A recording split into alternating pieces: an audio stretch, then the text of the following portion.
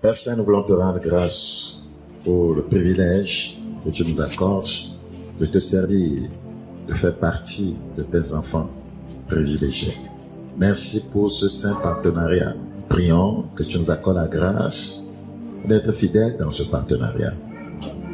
Saint-Esprit, aide-nous à ne pas décevoir le roi des rois. Saint-Esprit, conduis-nous et aide-nous à demeurer fils de Dieu. Amen. Jusqu'à ce que la tempête ne sonne. Que rien, que personne ne nous pousse à retourner en Égypte. Merci parce que nous croyons que tu as la capacité de nous sauvegarder jusqu'à la fin. Bénis ta parole au fond de chaque cœur, que quiconque va écouter ce message puisse garder la foi jusqu'à la fin. Car il est écrit, ne sont pas de ceux qui se retirent pour se perdre, de ceux qui gardent la foi pour sauver leurs âmes. Amen. Merci pour cette grâce. Au nom de Jésus, nous avons prié. Amen. Nous avons un message très important pour les enfants de Dieu. Nous traitons du thème « N'allez pas en Égypte ». N'allez pas en Égypte. N'allez pas en Égypte. Dans Jérémie chapitre 42, Jérémie chapitre 42, c'est dangereux d'aller en Égypte sans être recommandé par Dieu. Très dangereux. La dernière fois que Abraham s'était retrouvé hors de l'Égypte, il reviendra avec qui? Avec Agar. N'allez pas en Égypte. Quand on va en Égypte sans la recommandation de Dieu, on finit par revenir peut-être dans la maison de Dieu, mais avec un Agar. Agar ou une Agar. Agar de problème. Agar de mépris. Agar d'un genre de querelle. Agar de division. Dans Jérémie chapitre 42, le verset 19, vous voyez, ce passage est très clair. Reste de Juda. L'Éternel vous dit, je n'ai pas quoi qui vous dit, l'Éternel vous dit, n'allez pas en Égypte. Je vous apporte le message parce que Dieu a donné une révélation par rapport à ce verset. L'Éternel vous dit, n'allez pas en Égypte. L'Éternel vous dit, n'allez pas en Égypte. Sachez que je vous le défends aujourd'hui. Sachez que je vous le défends aujourd'hui. Alors la question que nous sommes tentés de nous poser, c'est de savoir que s'était-il passé ici et que le Seigneur leur dit, n'allez pas en Égypte. Que s'était-il passé? Nous sommes maintenant dans Jérémie 32, 39 s'il vous plaît. Jérémie chapitre 39, verset 1 à 18. Je vais lire rapidement. Lorsque Jérusalem fut prise, la 9e année de Sédécias, roi de Juda, le 10e mois, Nebuchadnezzar, roi de Babylone, vint plutôt avec toute son armée devant Jérusalem et en fit le siège. La 11e année de Sédécias, le 9e jour du 4e mois, la brèche fut faite à la ville. Tous les chefs du roi de Babylone s'avancèrent et occupèrent la porte du milieu. Nergal, Shalester, Sangar, Néhur, Sarsekim, chef des eunuques, Nergal, Shalester, chef des mages, et tous les autres chefs du roi de Babylone. Vous voyez, dans cette délégation, il y a un chef des mages, chef des sorciers, chef des magiciens. Dès que Sédécias, roi de Juda, et tous les gens de guerre les eurent virent, ils s'enfuirent et sortirent de la ville pendant la nuit. Voilà le peuple de Dieu qui fut devant ses ennemis. S'enfuirent de nuit par le chemin du jardin du roi, par la porte entre les deux murs, et ils prirent le chemin de la plaine. Mais l'armée des Chaldéens les poursuivit et atteignit Sédécias dans les plaines de Jéricho. Et ils le prirent et le firent monter vers Nebuchadnezzar, roi de Babylone, à Ribla dans le pays de Haman, et il prononça contre lui une sentence. Le roi de Babylone fit égorger à Ribla les fils de Sédécias en sa présence. Le roi de Babylone fit aussi égorger tous les grands de Juda. Les grands de Juda, les leaders, les responsables sont égorgés. Pourquoi? Puis il fit crever les yeux à Sédécias. Le roi, ses yeux furent crevés. Pourquoi? Pourquoi le peuple de Dieu peut subir un tel affront? Et le fit lier avec des chaînes d'airain pour l'amener à Babylone. C'est la déportation. Les Chaldéens brûlèrent par le feu la maison du roi et les maisons du peuple, et ils démolirent les murailles de Jérusalem. Nebuzaradan, chef des gardes, emmena captifs à Babylone ceux du peuple qui étaient demeurés dans la ville, ceux qui s'étaient rendus à lui et le reste du peuple. C'est la déportation.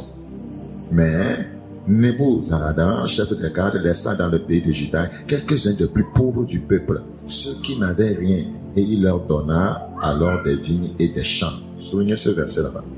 Nebuchadnezzar, roi de Babylone, avait donné cet ordre au sujet de Jérémie par Nebuzaradan, chef des gardes. Prends-le et veille sur lui. Ne lui fais aucun mal, mais agis à son égard comme il te dira. Pourquoi Jérémie a été épargné, lui? Pourquoi il a été épargné? Parce qu'il était fidèle. L'ennemi, il trouve grâce aux yeux même de l'ennemi.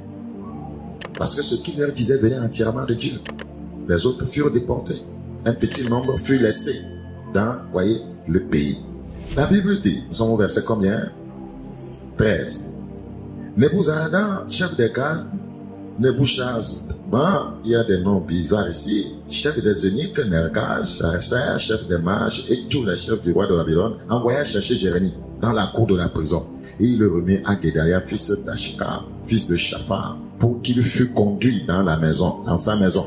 Et il resta au milieu du peuple. La parole de l'Éternel fut adressée à Jérémie en ces mots pendant qu'il était enfermé dans la cour de la prison. Va, parle à Ebed-Melech, l'Éthiopien, et dis-lui, ainsi parle l'Éternel des armées, le Dieu d'Israël, voici, je vais faire venir sur cette ville les choses que j'ai annoncées pour le mal et non pour le bien. Elles arriveront en ce jour devant toi. Mais en ce jour, je te délivrerai, dit l'Éternel, et tu ne seras pas livré entre les mains des hommes que tu crains. Je te sauverai, et tu ne tomberas pas sous l'épée. Ta vie sera ton butin, parce que tu as eu confiance en moi, dit l'Éternel. Parce que tu as eu confiance en moi, dit l'Éternel. Voilà un temps d'épreuves, de calamités, de désastres. Malgré cela, Dieu avait protégé un reste. Et la plupart d'entre eux étaient partis à la déportation. Pourquoi Dieu avait-il livré son peuple? Nous venons de voir, premièrement, ce qui s'était passé. La lecture a expliqué. On a dit que c'est Nebuchadnezzar qui a envahi, voyez, le peuple de Dieu pour l'assiéger et le déporter, le peuple de Dieu. Pourquoi Dieu avait-il livré son peuple? Pourquoi il avait permis cela? 2 Chroniques 36, s'il vous plaît, rapidement. 2 Chroniques 36, avant de rentrer dans le vif du sujet, nous allons essayer d'introduire 2 Chroniques chapitre 36. 2 Chroniques chapitre 36. Nous considérons le verset 11. 2 Chroniques chapitre 36, le verset 11. 2 Chroniques 36, 11. Sédécias, c'est lui dont il s'agit, celui qui était roi à l'époque-là, avait 21 ans lorsqu'il devint roi et il régna 11 ans à Jérusalem. Il fit ce qui est mal aux yeux de l'Éternel, son Dieu, et il ne s'humilia point devant Jérémie le prophète, qui lui parlait de la part de l'Éternel. Parce que ce roi, il ne s'humiliait pas devant le serviteur de Dieu. Il ne s'humiliait pas devant le serviteur de Dieu. C'est ce que nous voyons aujourd'hui dans nos nations. Les vrais serviteurs de Dieu sont rares à trouver. Et ceux qui dirigent, qui nous gouvernent, n'ont pas d'égard à ces gens-là qui disent la vérité. Parce que Jérémie disait la vérité. Il ne panachait pas la vérité. Il ne divulguait pas la vérité. Et quand des gens sont comme ça, on n'a pas égard à ces gens-là. On ne sait pas que pour trouver Dieu, pour le chercher sur les lèvres vraies de ses serviteurs. Pour trouver Dieu, il faut le rechercher sur les lèvres vraies de ses serviteurs. Voilà. Parce que la vérité doit se trouver sur les lèvres du sacrificateur, sur les lèvres d'un vrai serviteur de Dieu. La Bible dit, il se révolta même contre le roi Nebuchadnezzar, qu'il avait fait jurer par le nom de Dieu. Et il réduit son cou et endurcit son cœur, au point de ne pas retourner à l'Éternel, le Dieu d'Israël. Tous les chefs des sacrificateurs et le peuple multiplièrent aussi les transgressions. Vous comprenez pourquoi le peuple a été déporté? Multiplièrent les transgressions, selon toutes les abominations des nations, et ils profanèrent la maison de l'Éternel qu'il avait sanctifiée à Jérusalem. L'Éternel, le Dieu de leur père, donna de bonne heure à ses envoyés la mission de les avertir, car il voulait épargner son peuple de sa propre demeure. Mais ils se moquèrent des envoyés de Dieu, ils méprisèrent ses paroles, et ils se raillèrent de ses prophètes, jusqu'à ce que la colère de l'Éternel contre son peuple devint sans remède. Dans ce texte, voyez, est révélé les raisons pour lesquelles Dieu a livré son peuple. Et Dieu n'a pas changé. Les gens pensent que Dieu a changé. Non, la Bible dit qu'il est le même hier, aujourd'hui. Alors, dans ce texte est révélé les péchés, les comportements, voyez, qui ont poussé Dieu à livrer son peuple. 1. Nous avons le mal. Vous avez trouvé ça au verset 12. Le mal. Le roi, voyez, faisait le mal. La Bible dit dans Romains 12, 21, voyez, ne te laisse pas vaincre par le mal. Surmonte le mal par le bien. Deuxième chose qui a poussé Dieu à livrer son peuple, l'orgueil. L'orgueil. Quand vous lisez Proverbes chapitre 16, le verset 18, vous comprendrez là que l'orgueil précède quoi? La chute. Troisième chose qui a poussé Dieu à livrer son peuple, c'est la révolte. La révolte. Il se révoltait contre ce qui venait de Dieu. Quatrième chose qui avait poussé Dieu, selon toujours 2 Chroniques 36, 11 à 16 que je vous ai lu, qui avait poussé Dieu à livrer son peuple, c'est l'endurcissement de son cœur. L'endurcissement de son cœur. L'endurcissement de son cœur. Vous voyez, la Bible dit dans Lamentation 3, chapitre 65. Lamentation 3, 65. Lamentation 3, 65. Tu les livreras à l'endurcissement de leur cœur, à ta malédiction contre eux. L'endurcissement du cœur, c'est une malédiction. Quand tu t'endurcis, vous savez ce que Dieu finit par faire? Vous voyez, il va te livrer dedans. Ça veut dire que c'est qu'il t'a abandonné ça, mais tu ne le sauras jamais. C'est ce qu'il a fait à Pharaon. Quand tu t'entêtes, il te bat, tu t'entêtes, il te livre. Ça va devenir ta vie. Ça va devenir ton caractère. Vous allez voir, tout le monde auprès de vous dira que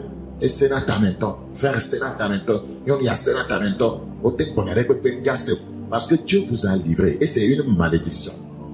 C'est ça qui avait poussé Dieu à les livrer. Il s'endurcissait trop parce que Jérémie les a tellement parlé. La Bible dit, se raillèrent, ils méprisaient ses paroles.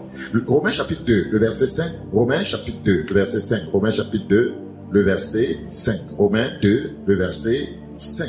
Il est écrit, mais par ton endurcissement et par ton cœur impénitent.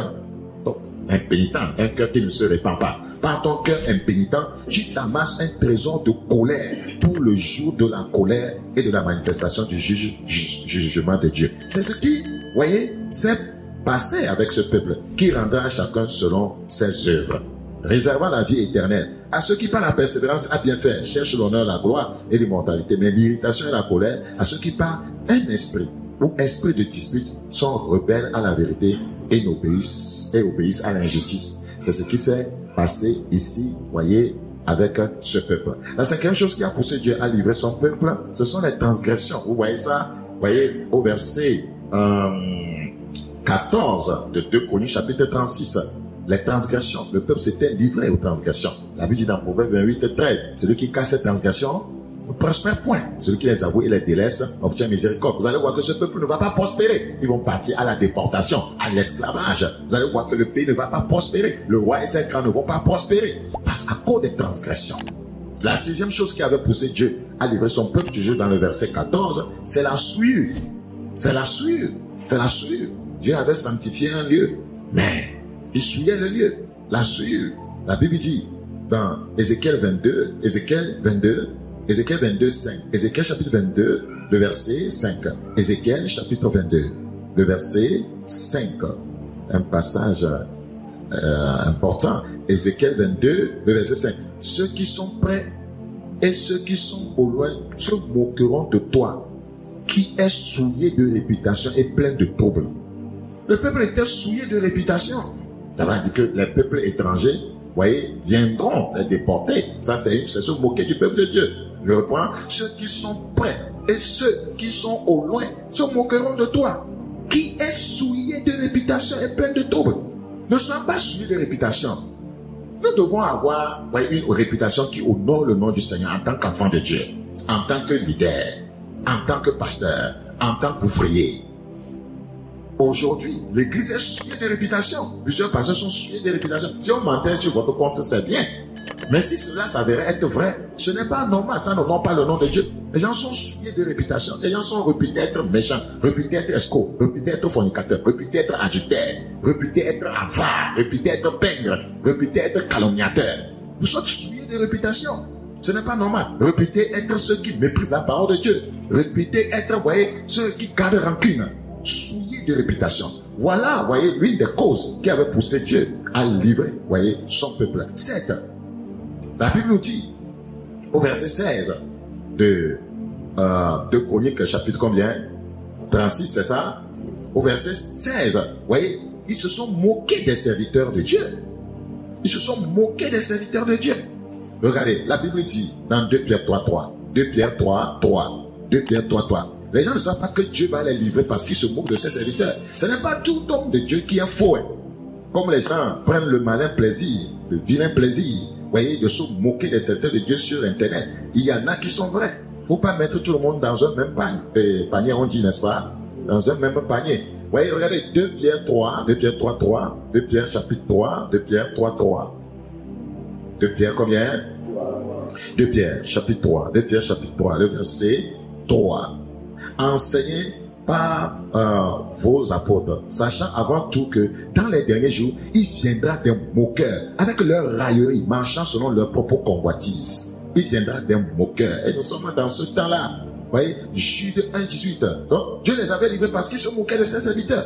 Jude 1, le verset 18. Jude 1, le verset 18.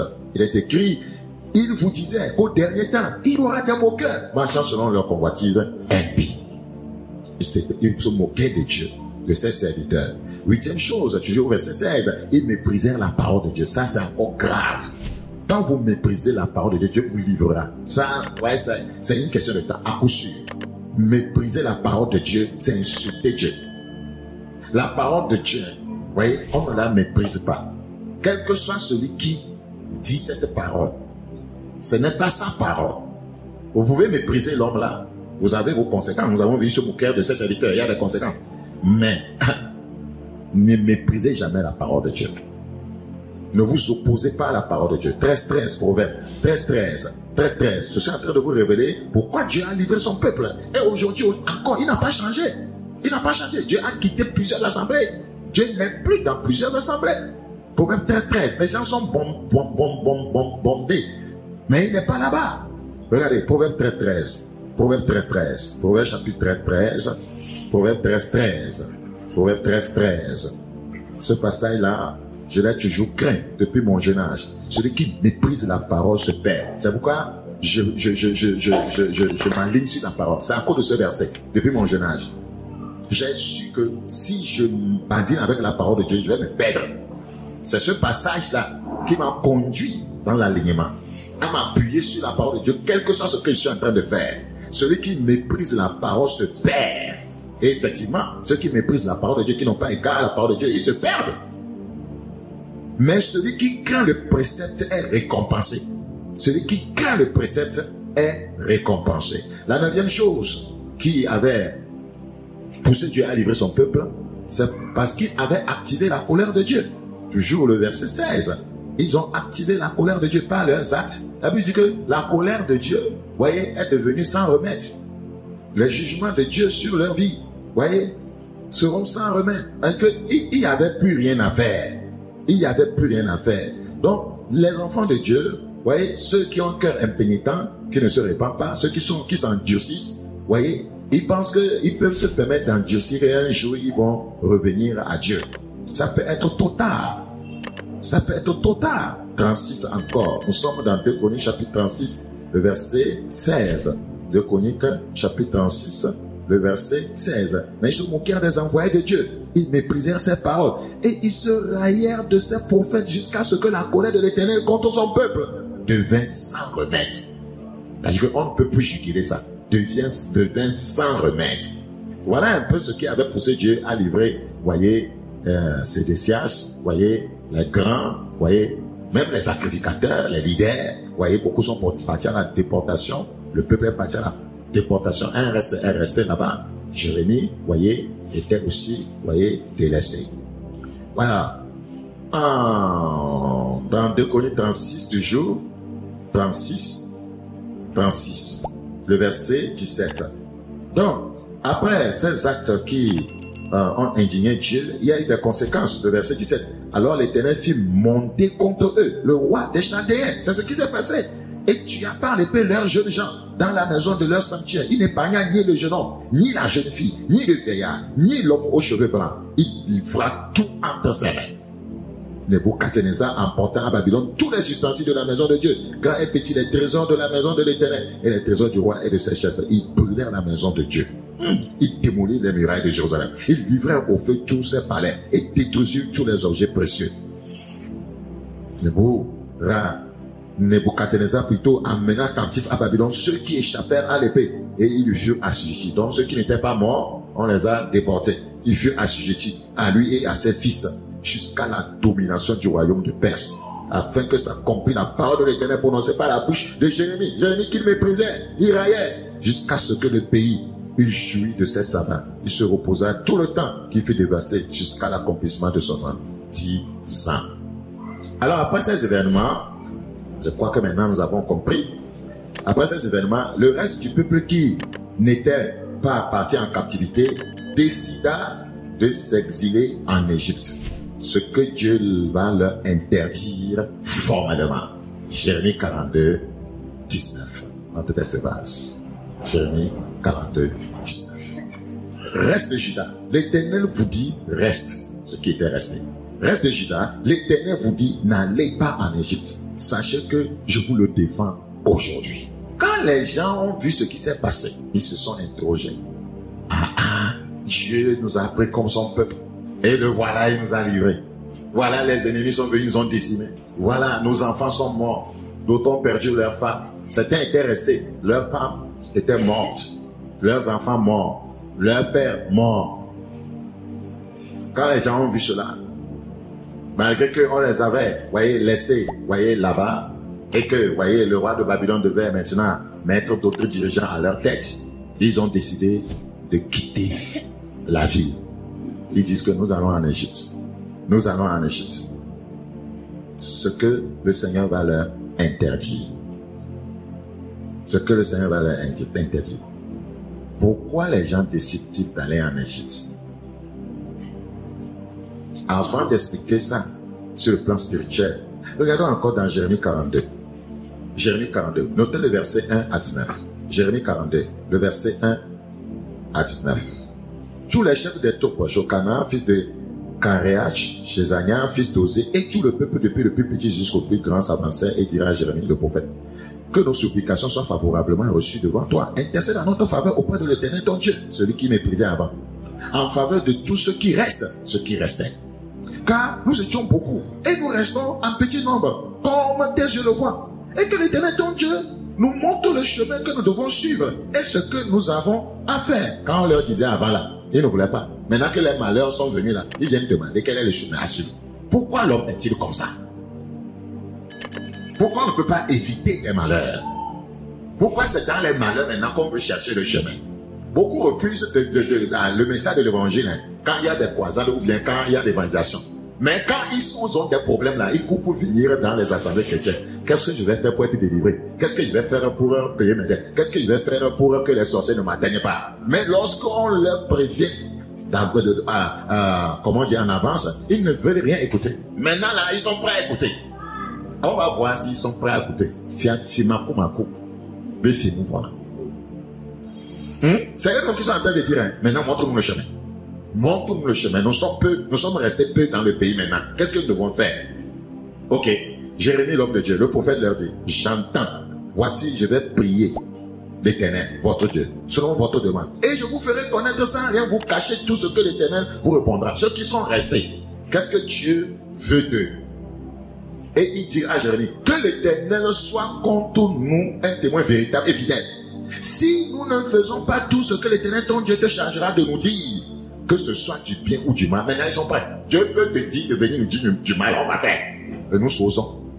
Dieu peut te dire de venir nous dire le bien. Nous sommes prêts là. Toi, va seulement, ramène-nous la parole de l'Éternel. Que ce soit du bien ou du mal, nous obéirons à la voix de l'Éternel.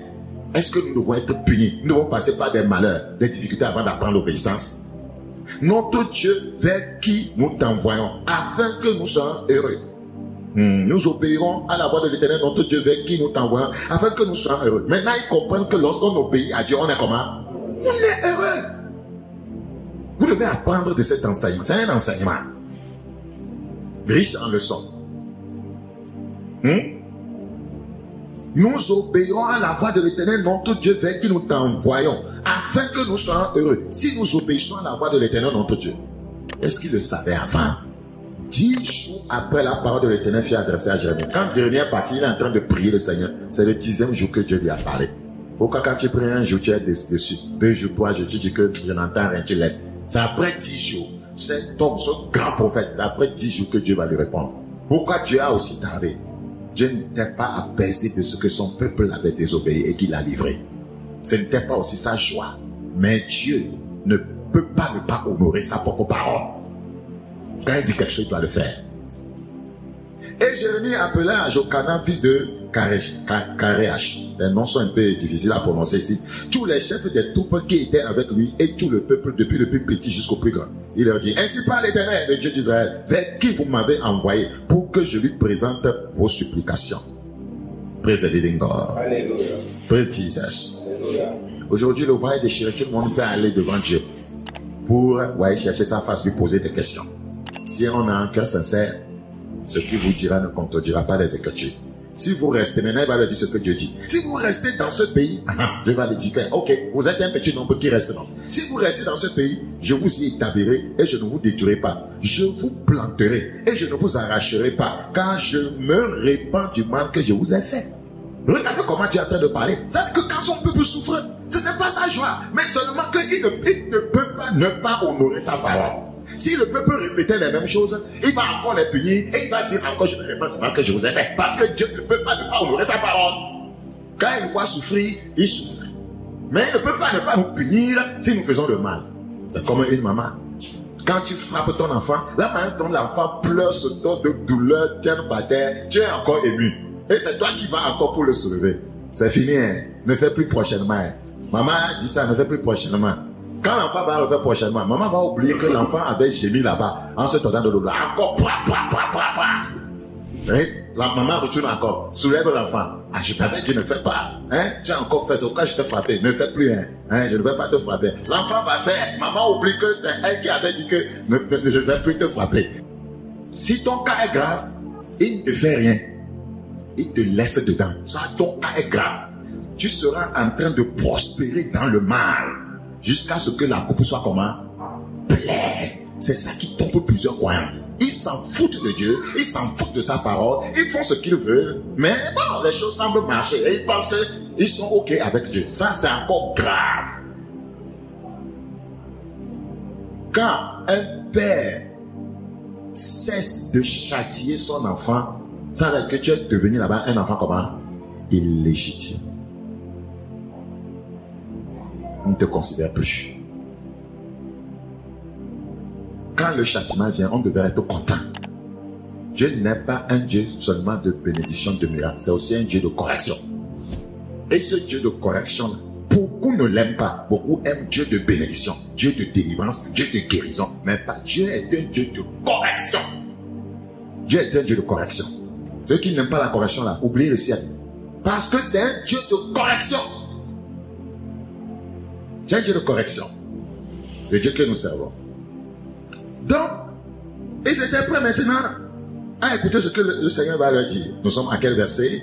Le verset 11. Ne craignez pas le roi de Babylone. Le roi de Babylone que Dieu lui-même avait envoyé. Il leur dit maintenant quoi? Ne craignez pas le roi de Babylone.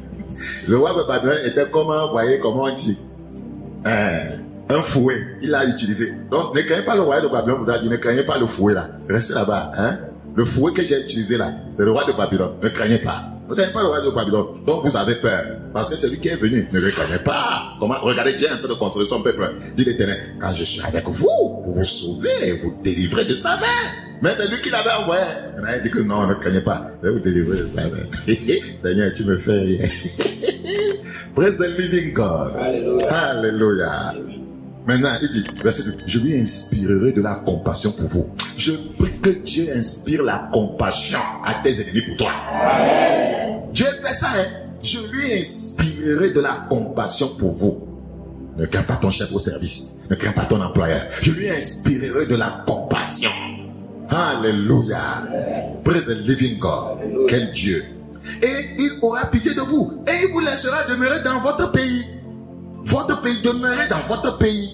Mais si vous n'obéissez pas à la voix de l'Éternel votre Dieu, et si vous dites nous ne resterons pas dans ce pays, nous irons au pays d'Égypte où nous ne verrons point de guerre. Parce qu'ils voulaient fuir parce que quoi? Il y avait la guerre là-bas.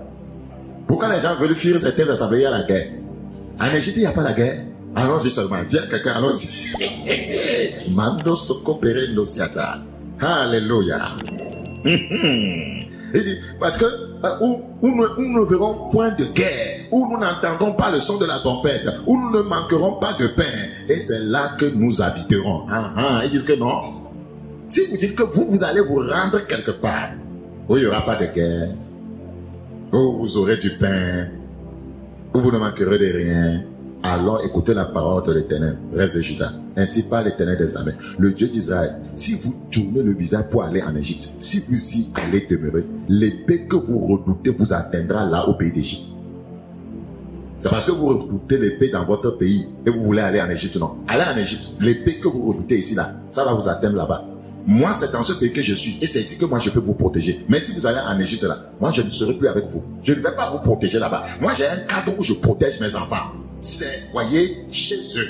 C'est dans le royaume. Ce n'est pas en Égypte. Je ne protège pas mes enfants, voyez, qui vont se mélanger avec les Égyptiens. Si vous restez ici, moi je vais vous protéger. Mais si vous voulez aller en Égypte là, l'épée que vous redoutez là, va vous atteindre là-bas.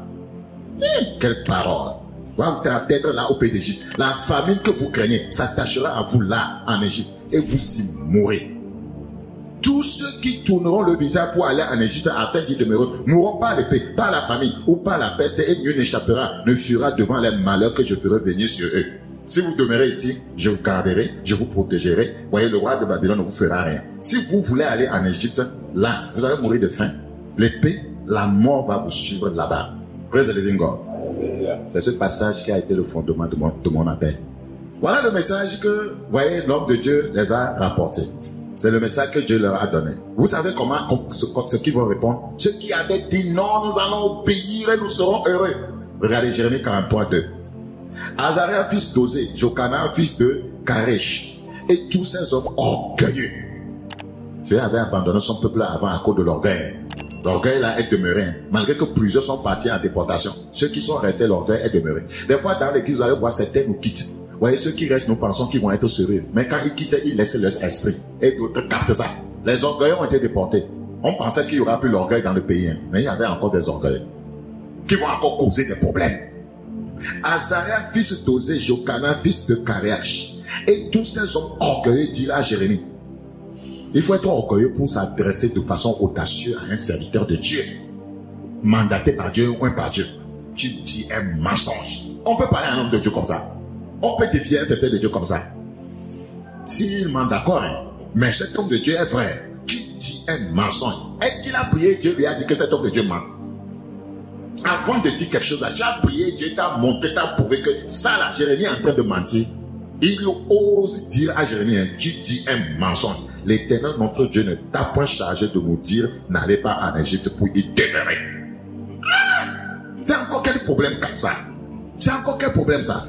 Regardez, maintenant, 44. Nous sommes à 44. Jérémie 44, le verset 8. Jérémie 44, le verset 8. Le Seigneur va parler. Pourquoi méritez-vous pas les œuvres de vos mains en offrant de l'encens aux autres dieux du pays d'Égypte où vous êtes venus pour y demeurer? Ils sont partis là-bas. Ils sont partis en Égypte. Quand ils sont partis en Égypte, là, ils sont tombés maintenant dans le piège de l'idolâtrie. Ils sont tombés dans le piège de l'idolâtrie. Ils se sont entêtés, ils n'ont pas écouté ce que l'homme de Dieu a dit. Ils sont partis en Égypte. Et le Seigneur est en train de dire, pourquoi méritez-vous pas les œuvres de vos mains en offrant de l'encens aux autres dieux du pays d'Égypte où vous êtes venus pour y demeurer afin de vous faire exterminer, d'être un objet de malédiction et de pauvre parmi toutes les nations de la terre? Avez-vous oublié les crimes de vos pères, les crimes des rois de Juda, les crimes de leurs femmes, vos crimes et les crimes de vos femmes commis dans le pays de Juda et dans les rues de Jérusalem? Ils ne se sont point humiliés jusqu'à ce jour. Ils n'ont point eu de crainte. Ils n'ont point suivi ma loi et mes commandements que j'ai mis devant vous et devant vos pères. C'est pourquoi ainsi parle l'Éternel des armées, le Dieu d'Israël. Voici, je tourne ma face contre vous pour faire du mal et pour exterminer tout Juda. Je prendrai les restes de Juda qui ont tourné le visage pour aller au pays d'Égypte. afin d'y demeurer. Ils seront tous consumés. Vous avez dit le peu là qui restait. J'ai dit de rester, ils ont refusé, ils sont partis en Juda là. Ils sont partis en Égypte. Je vais les consumer. Ils tomberont dans le pays d'Égypte. Ils seront consumés par l'épée, par la famine, depuis le plus petit jusqu'au plus grand. Ils périront par l'épée et par la famine. Et ils seront un sujet d'exécration, d'épouvante, de malédiction et de pauvre. Je châtierai ceux qui demeurent, voyez, au pays d'Égypte, comme j'ai châtié Jérusalem par l'épée, par la famine et par la peste. Nul n'échappera, ne fuira parmi le reste de Juda, qui sont venus pour demeurer au pays d'Égypte, avec l'intention de retourner dans le pays de Juda. Et ils sont venus maintenant en Égypte. Et ils veulent faire la belle vie en Égypte. Et ils ont l'intention un jour de faire quoi? De retourner maintenant en Juda. Les gens quittent l'église pour aller dans le monde et ils pensent un jour ils vont revenir. Ils disent, vous revenez même, je vous tue. Celui qui quitte, qui revient, est très dangereux. Il lui faut, voyez, une repentance, voyez, de 100 jours. Sinon, c'est le living God. Avec l'intention de retourner dans le pays de Juda, où ils ont le désir de retourner s'établir, car ils n'y retourneront pas. Sinon, quelques réchappés, ils ne retourneront pas. Vous allez dire, après vous aurez le désir de revenir, mais ça sera impossible. Je prie que ceci ne nous arrive jamais. Amen. Nous allons maintenant faire une interprétation spirituelle de Jérémie 42, 19, notre texte de base. Nous venons de comprendre entièrement ce qui s'est passé ici. Nous avons compris cette histoire. Des fois, vous lisez, mais vous n'arrivez pas à comprendre concrètement qu'est-ce qui se passe dans cette histoire. Voilà ce qui s'était passé. Jérémie 42. Jérémie 42, verset 19. Jérémie 42, verset 19. Reste de Juda. Reste de Juda. Le Seigneur est en train de parler dans 7 ans de la fin. Le reste du peuple de Dieu qui est demeuré, voyez, dans la sainteté. N'allez pas en Égypte. Le reste du peuple, voyez, qui, voyez, a accepté le message du salut, le message de la croix. Parce que plusieurs ont quitté le message du salut, plusieurs ont quitté le message de la croix. Ils sont partis en Égypte. Le Seigneur dit au reste, n'allez pas en Égypte. Le reste des ouvriers qui tiennent ferme sur la sainteté, le Seigneur leur adresse un message dans cet temps de la fin. N'allez pas en Égypte. Le reste des pasteurs, des serviteurs de Dieu, partout, dans quelque dénomination que ce soit, le Seigneur par ma voix vous envoie un message. La révélation qu'il m'a donnée, n'allez pas en Égypte. C'est pourquoi il nous a parlé en Apocalypse en disant, affermez le reste qui est prêt de mourir. Ne rejoignez pas ceux, voyez, qui m'ont quitté. Ne rejoignez pas ceux qui ont embrassé, voyez, la doctrine des démons. Ne les rejoignez pas. Ne rejoignez pas ceux qui ont embrassé le message sauvé, sauvé pour toujours. Ne rejoignez pas ceux qui ont délaissé le message du dépouillement, qui sont partis mettre tout l'arsenal de Mamurata sur leur tête. J'étais en train de goûter, voyez, un mage, un magicien, un maître magicien, voyez, qui expliquait, voyez, aux gens du monde, voyez, ce que la sirène est capable de faire. La sirène donne la richesse, la sirène donne l'onction, voyez, pour, voyez, les faux serviteurs de Dieu, voyez, elle peut vous donner l'onction pour avoir la popularité, pour amasser, voyez, des gens dans vos églises. Elle peut vous donner de prospérer dans les entreprises, prospérer dans la politique. Voyez, il était en train de dire tout cela. Et il citait, il y a au moins 750 noms de sirènes. Et il a donné certains noms. Nina, voyez, Anna, tout ça là. Vous voyez les mèches, Nina, tout ça là. Donc, que c'est le domaine des sirènes. C'est le maître, voyez, qui travaille avec les sirènes, qui est en train de parler. Que leur domaine, c'est ça, c'est la mode. Leur domaine, voyez, c'est pédicure, manicure, voyez, les perruques, voyez, les rouges à lèvres, que c'est le domaine de la sirène. C'est leur domaine. Les mèches, tout ça là, les faux soucis, faux ongles, que c'est leur domaine. Plusieurs serviteurs de Dieu tolèrent ça, voyez, dans les églises. Plusieurs serviteurs tolèrent ça dans les églises. On n'a pas dit de ne pas arranger vos, comment vous appelez ça?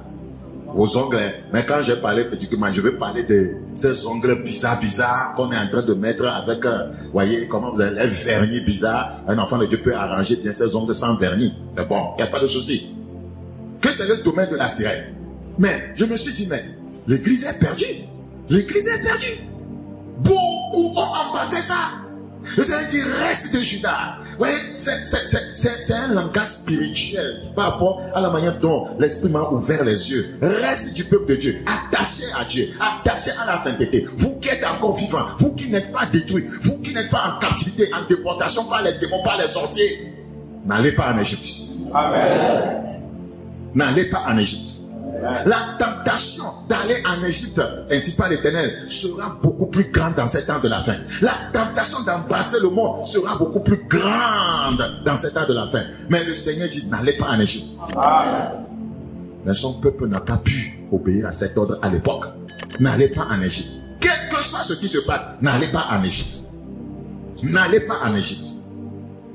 42 encore, le verset 19. Reste Juda, reste Juda. L'Éternel vous dit, n'allez pas en Égypte. Sachez que je vous le défends aujourd'hui. Je vous le défends aujourd'hui. N'allez pas en Égypte. N'allez pas en Égypte.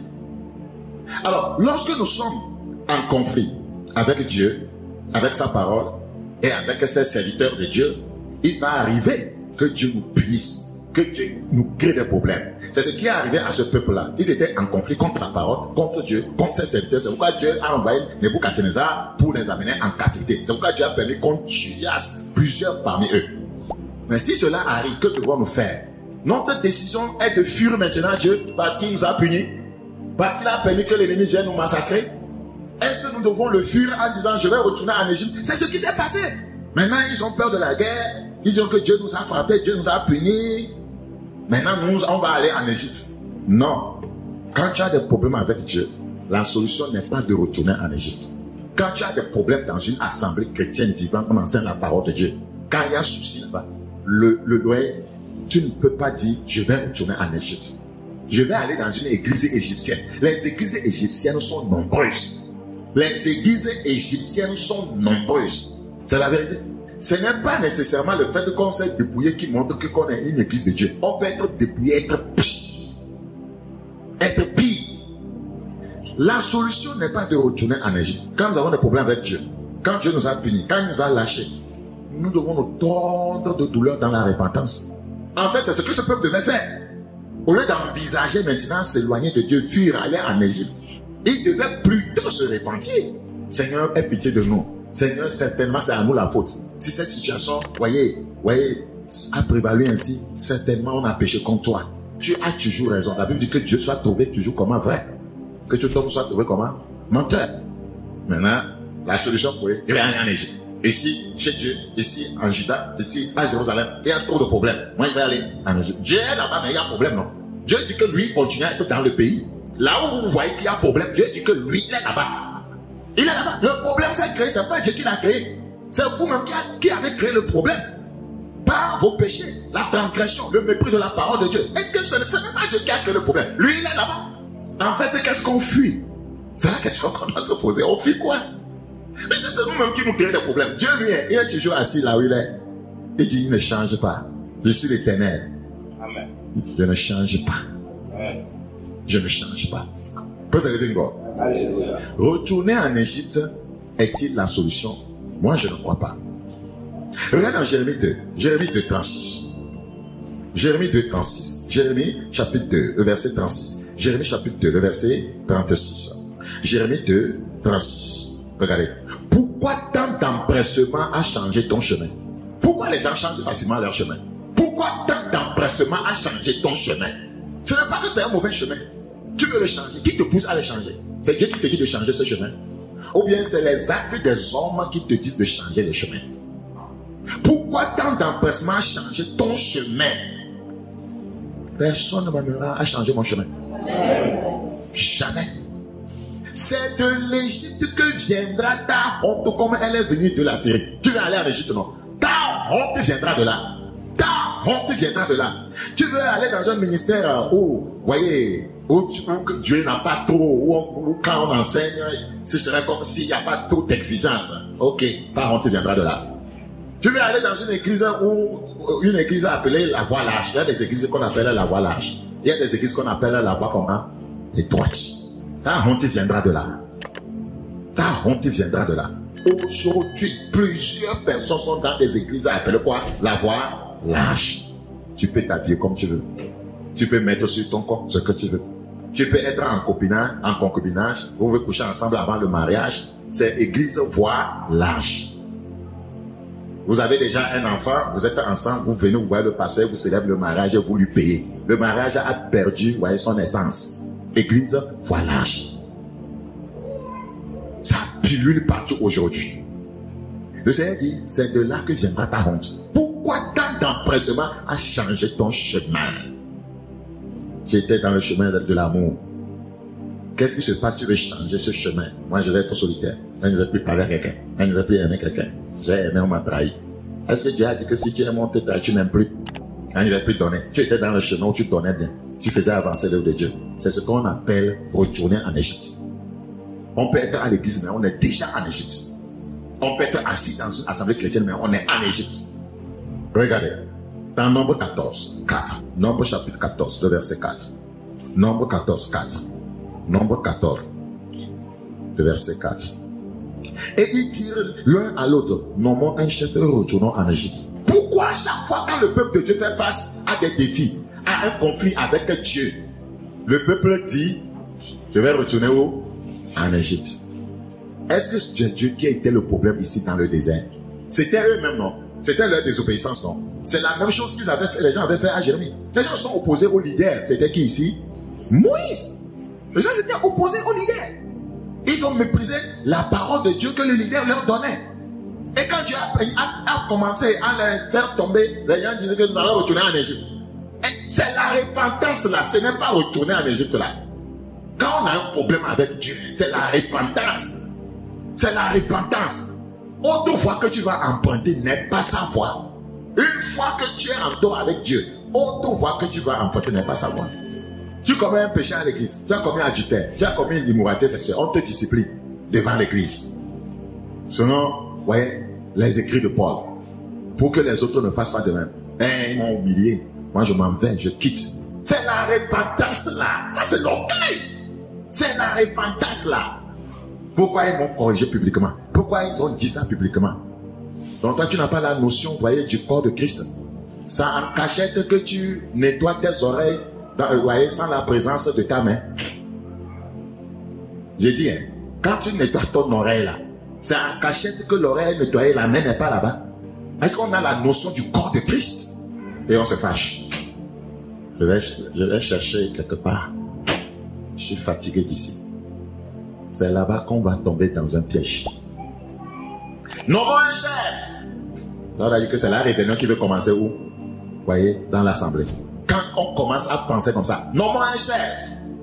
Ou que quand on commence dans le secret à amener des gens à adhérer à vos idées, voyez, lesquelles sont contraires aux idées du pasteur. On est dans l'église, hein. On commence à parler à certains frères, à certaines soeurs. Vous ne voyez pas que ce que le pasteur fait là, ce n'est pas bon, on aurait dû faire ça comme ça, on aurait dû faire comme ça. On est en train d'attirer des gens pour former un club de rébellion contre le pasteur ou bien maman pasteur.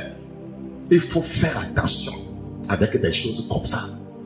Il faut faire attention avec des choses comme ça. Il nous faut la transparence. Il dit, non, mon chef, retournons en Égypte. Est-ce que c'est avec l'accord de Dieu? Tout ce que tu fais sans l'aval de Dieu va engendrer un désastre dans ta vie. C'est une question de temps. C'est une question de temps. Nombre 11, 4. Nombre 11, 4. Nombre chapitre 11, le verset 4. Nombre 11, 4. Le ramassis de gens qui se trouvaient au milieu d'Israël. Parce que parmi le peuple de Dieu, il y a toujours des ramassis. Des gens qui n'ont jamais cessé de contempler les plaisirs de l'Égypte. Qui sont parmi le peuple de Dieu. Les ramassis de gens qui se trouvaient au milieu d'Israël. Que Dieu nous débarrasse des ramassis. Que Dieu délivre ses églises des ramassis. L'amen ne peut pas être fort. Je comprends votre émotion. Peut-être que vous en êtes un. À Dieu ne plaise. Oh, à Dieu ne plaise. Makoya n'a pas sa langue dans sa poche. Si je descends de l'hôtel, ma langue est dans ma poche. Quand je suis ici là, elle est bien ouverte. Le ramassis de gens qui se trouvaient au milieu d'Israël fut saisi de convoitise et même les enfants d'Israël, contamination. Vous voyez maintenant? Et même les enfants d'Israël. Le ramassis. Les Égyptiens qui avaient bien voulu suivre le peuple de Dieu l'ont contaminé. Il y a des gens qui ne sont pas nés de nouveau, qui sont au milieu de nous. Qui ne sont pas là parce qu'ils s'intéressent à Dieu et à ses œuvres. Ils sont là pour eux-mêmes.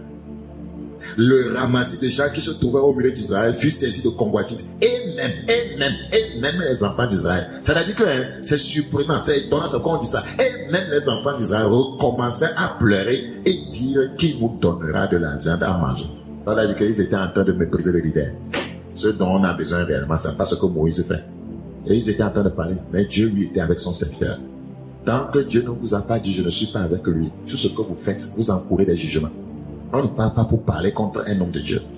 C'est pourquoi les gens viennent sur les nets, vous allez voir, ils vous diront que Dieu m'a dit que ce pasteur, parce qu'ils savent que tant que Dieu n'a pas dit, et la plupart, vous voyez, pour faire croire ces choses aux gens, ils disent que Dieu m'a dit. Parce qu'une fois que quelqu'un dit Dieu m'a dit, tout le monde fait quoi?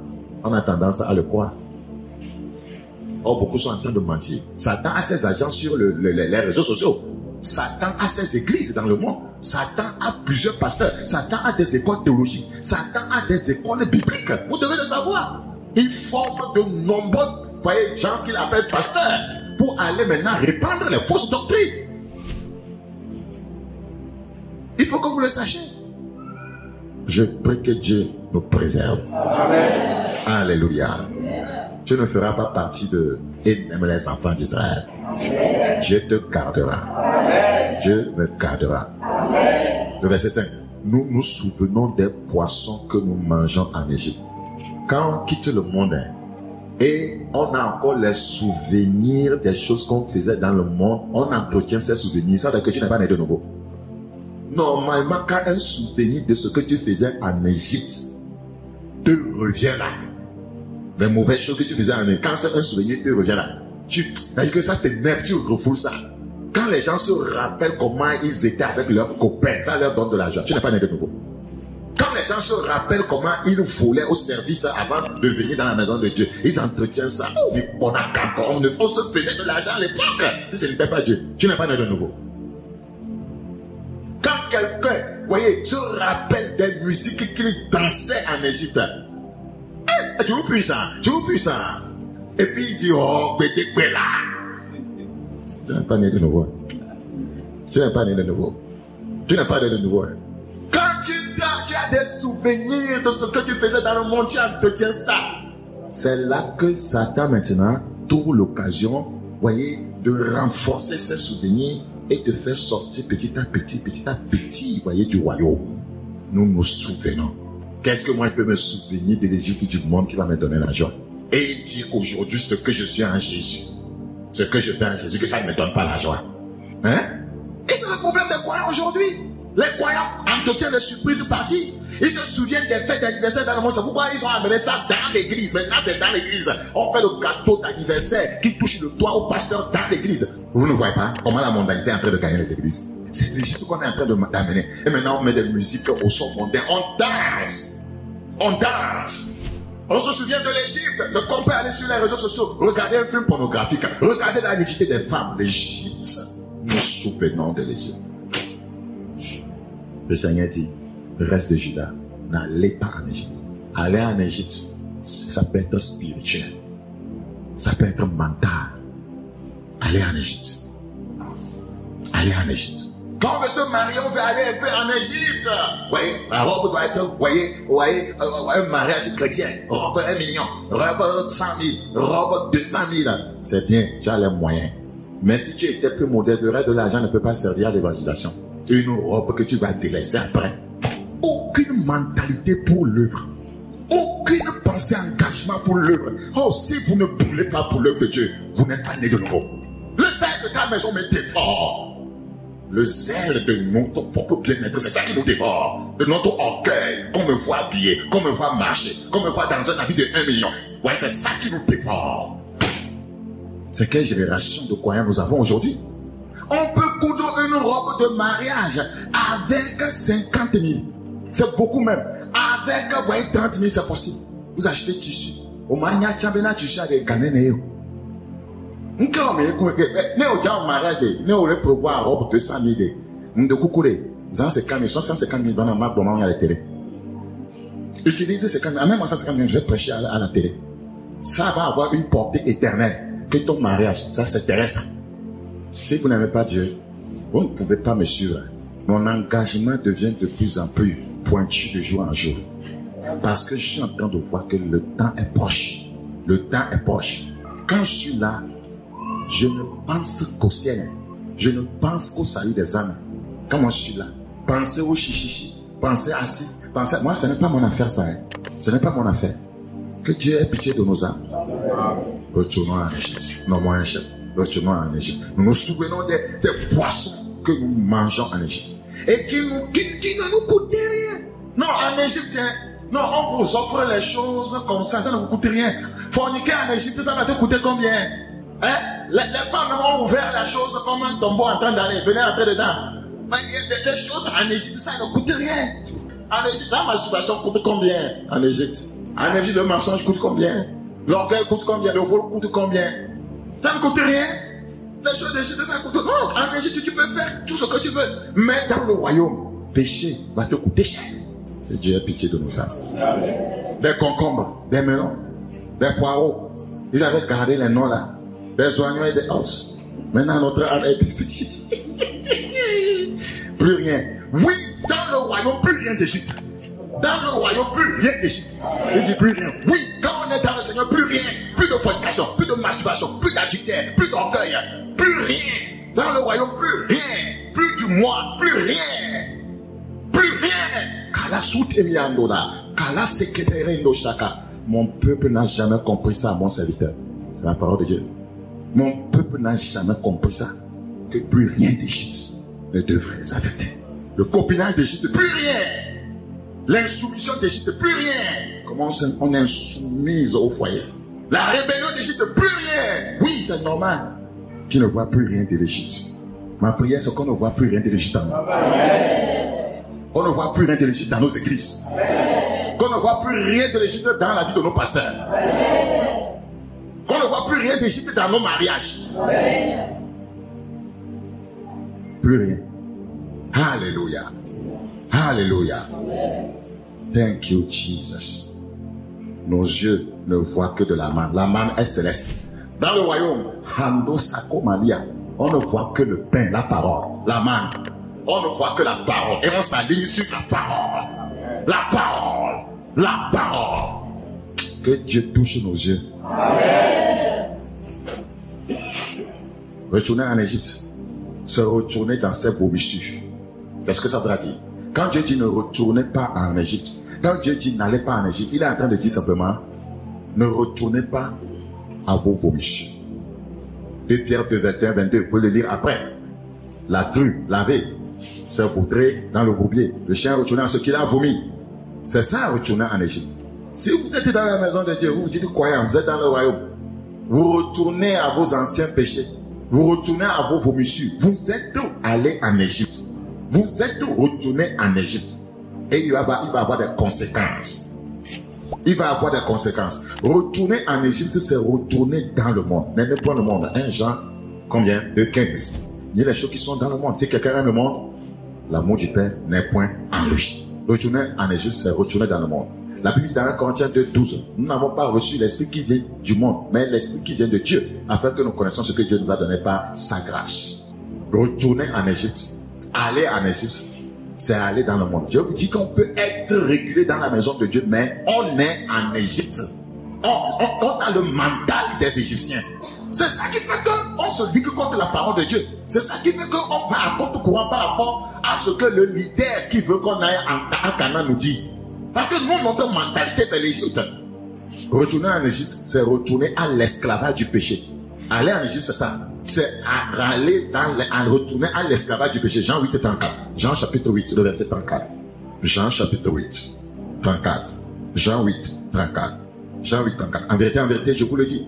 Leur répliqua Jésus, quiconque se livre au péché est esclave du péché. C'est ça, retourner en Égypte. Parce que quoi? Le peuple de Dieu a été esclave en Égypte. Le peuple de Dieu était esclave en Égypte. Chaque fois que quelqu'un retourne en Égypte, il est retourné dans l'esclavage du péché. Romains 6, 16. Romains chapitre 6, 16. Romains 6, 16. Romains 6, 16. Romains chapitre 6, 16. La Bible dit, ne savez-vous pas, quand vous livrez à quelqu'un comme esclave pour lui obéir, vous êtes esclave de celui à qui vous obéissez, soit du péché qui conduit à la mort, soit de l'obéissance qui conduit à la justice. Tant que vous n'êtes pas obéissant, vous ne pourrez pas mener une vie de justice. C'est impossible. On ne peut pas être désobéissant pour dire qu'on est juste. Vous mentez. Mais grâce soit rendue à Dieu de ce que, après avoir été esclave du péché, vous avez obéi de cœur à la règle de doctrine dans laquelle vous avez été instruit.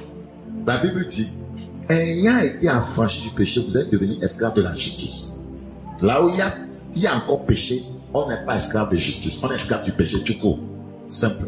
Donc, retourner en Égypte, c'est retourner, vous voyez, dans l'esclavage du péché. Retourner en Égypte, c'est refuser d'être esclave de Dieu. Le verset 22. Retourner en Égypte, c'est refuser d'être esclave de Dieu. Mais maintenant, étant affranchi du péché, est devenu esclave de Dieu. Donc, quiconque retourne en Égypte a refusé d'être esclave de Dieu. C'est encore là un problème de croyant. Être esclave de Dieu voudra dire que vous n'avez pas de droit. Un esclave n'a pas de droit. C'est son maître qui a droit sur lui. Est-ce qu'esclave de Dieu, ça veut dire que c'est Dieu qui a droit sur nous. C'est la parole de Dieu qui, voyez, a toujours raison de nous. Nous ne pouvons pas ne pas fonctionner selon la parole. C'est ça être un esclave de Dieu. C'est ça être un esclave de Dieu. Dans Ésaïe, chapitre 19, retourner en Égypte, il a dit quoi? Quand le Seigneur dit n'allez pas en Égypte, qu'est-ce qu'il voulait prévenir quand il dit n'allez pas en Égypte? Ésaïe 19. Ésaïe combien? Ésaïe chapitre 19. Ésaïe chapitre 19. Ésaïe chapitre 19. Ésaïe chapitre 19, le verset 3. La Bible dit au verset 3, l'esprit de l'Égypte disparaîtra du milieu d'elle, et j'anéantirai son conseil.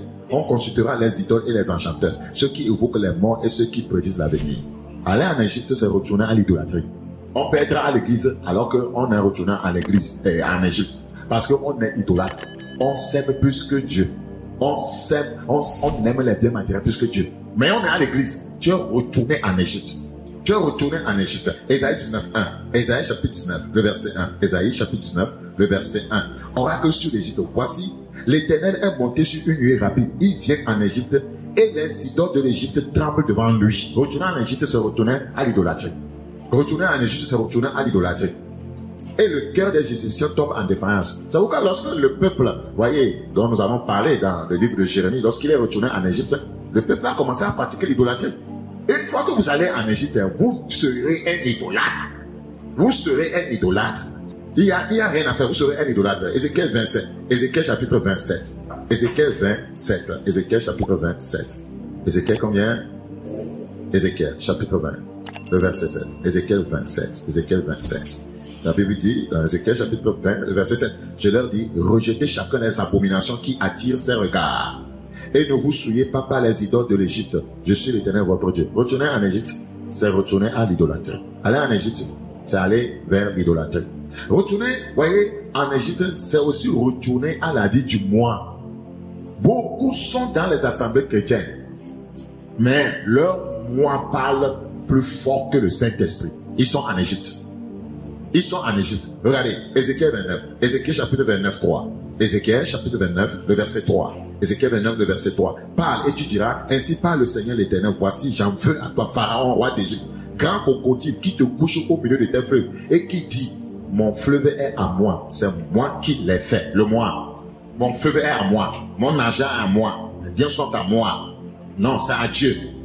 Tant qu'on ne peut pas comprendre que nous renonçons, voyez, à tout ce que nous avons et que c'est Dieu qui en dispose, selon qui nous parle par l'Esprit, on n'est pas libéré du moi, on est toujours en Égypte. On est toujours en Égypte. Je prie Dieu que personne ne demeure en Égypte. Lorsque Dieu vous fait des reproches et vous frappe ou vous humilie, ce qui est bon de faire, c'est de se raviser et de se repentir au lieu de prendre la décision d'aller en Égypte. N'oubliez jamais que votre destination finale, c'est Canaan, le ciel, et non l'Égypte, le monde. Dans Nombre chapitre 14, le verset 24. Nombre 14, 24. Nombre combien? Nombre chapitre 14. Nombre chapitre 14. Nombre chapitre 14, le verset 24. Nombre 14, le verset 24. Regardez ce que ce passage dit. Et parce que mon serviteur, Caleb, a été animé d'un autre esprit et qui a pleinement suivi ma voie, je le ferai entrer dans le pays où il est allé et ses descendants le posséderont. Il était animé d'un autre esprit, Caleb et Josué, bien sûr. De quoi s'agit-il? Ce n'était pas seulement qu'ils étaient animés de l'esprit de posséder seulement Canaan. Ils étaient animés d'un autre esprit. Ils n'étaient pas animés par l'esprit d'Égypte. Retourner en Égypte là, et ils n'étaient pas animés de cela. Ils n'étaient pas animés de cela. C'est tellement important. Donc, si nous voulons gagner le ciel, évitons d'être animés par l'esprit d'Égypte. L'esprit d'Égypte nous fait croire que Dieu est dur. Quand vous commencez à penser comme ça, l'esprit d'Égypte vous a saisi. L'esprit d'Égypte vous fait croire que Dieu est dur, que sa parole est dure, que les enseignements de ce pasteur est dur. Ce n'est pas ces enseignements, c'est les enseignements de Christ. Il n'est que le porte-parole.